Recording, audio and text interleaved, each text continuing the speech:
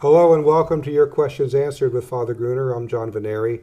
This is a program where we take the questions that you send us and Father Gruner answers them and we talk about them. And we want you to continue to send us these questions, please, at questions@thefatimacenter.com. Here's a question that reads, at my parish, people are discouraged from receiving communion on the tongue because my priest says that the method of receiving Holy Communion increases the risk of the spread of infections. As well, fellow parishioners have agreed with our priest and have said that receiving Holy Communion on the tongue is unsanitary. Well, and so we have 2,000 years of Catholic history is going to be overturned by a priest who thinks he knows more about medicine than God. I guess that's one of the reasons why Our Lady appeared at Lourdes, and they have these baths of water, which are, by the time the people go in there, and they have all sorts of stuff. When you bathe in that water, and whether you're sick or not, I mean, if you're sick, you often come out cured. If you're not sick, you never come out sicker. You're always feeling better for it. But of course, they would say, well, you can't do that because it's unsanitary. Well, really, God knows. Communion of the tongue was instituted by Christ. It was instituted at the Last Supper. And you find that in the Council of Trent. So if someone is going to say, we're going to change the apostolic tradition because some, hypochondriac has the idea that it might increase the risk of infections. I've yet to hear of one person. In the history of the Church, there has never been an epidemic that's brought about because of Holy Communion, of receiving communion on the tongue. I mean, this is, and also what they refuse to think about is the alternative, which is communion in the hand, which is definitely sacrilegious. Well, first of all, I mean, communion in the hand is only allowed under seven rules and 2 principles.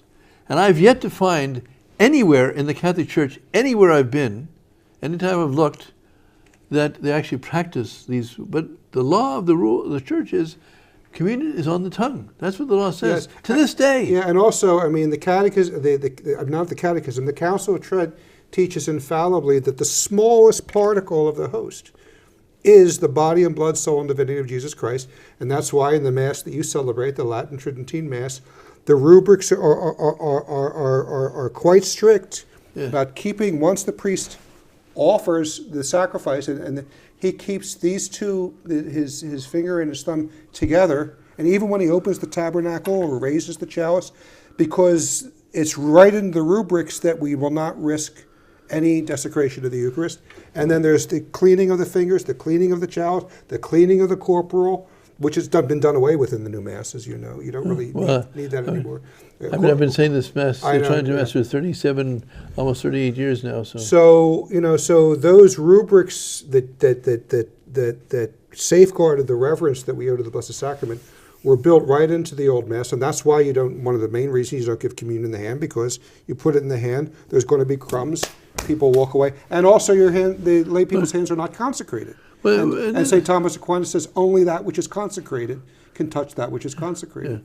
So this is just grand mal lunacy. Yeah. This idea that a practice of 2,000 years is suddenly unsanitary, and the way we deal with it is by committing sacrilege. Yeah. And we're going to ask God's blessing. We're going to ask God's blessing by trampling on the Blessed Sacrament. Yes. That's really a very. I mean, what does it take for these people to get? I don't know what they use for brains, really. We could answer this person the way we answered somebody a couple questions back, was go somewhere else. Yeah. Go somewhere else. I mean, a lot of people, especially throughout the 70s, they went church hopping for a long time. They usually would end up in the Old Latin Mass. Yeah. And that's what we would recommend. Get to the Old Latin Mass if you can. But obviously, if everyone left their church, and obviously they wouldn't have any money in the collection plate, these priests might wake up one day and realize he's made a mistake. But in the meantime, don't put yourself under his pastoral care. Yeah, I wouldn't be betting on. No. Well, this dear priest is someone who just is so far removed from what the Church has taught and practiced for 2,000 years that if he were my pastor, I just wouldn't bother with him myself. Yeah. Well, I mean, maybe the poor man.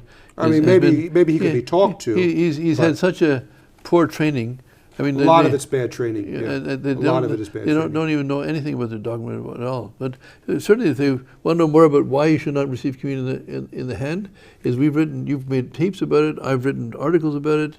We've published the translation of the actual rules that forbid, and almost any communion in the hand today is forbidden by the law of God, the law of the church, and by the law of God, and therefore you should not follow this kind of thinking.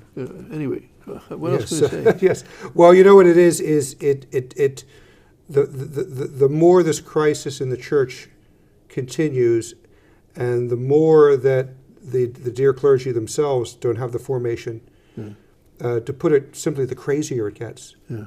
You know, things that Pius X could never have envisioned, and Pius XI couldn't have envisioned, and is commonplace now. And that the faith that they stood for is the one, in many times, that's ridiculed. Yeah. So anyway, it's obviously pray for these poor people in this parish. Pray for the people in there to wake up and to go somewhere else. Pray for the priest to wake up. yeah, and be kind to this priest, but Yeah. just pray for him, but no Catholic has to follow that directive. Absolutely. So anyway, that's all for today. And thanks for joining us, and we'll see you on the next broadcast.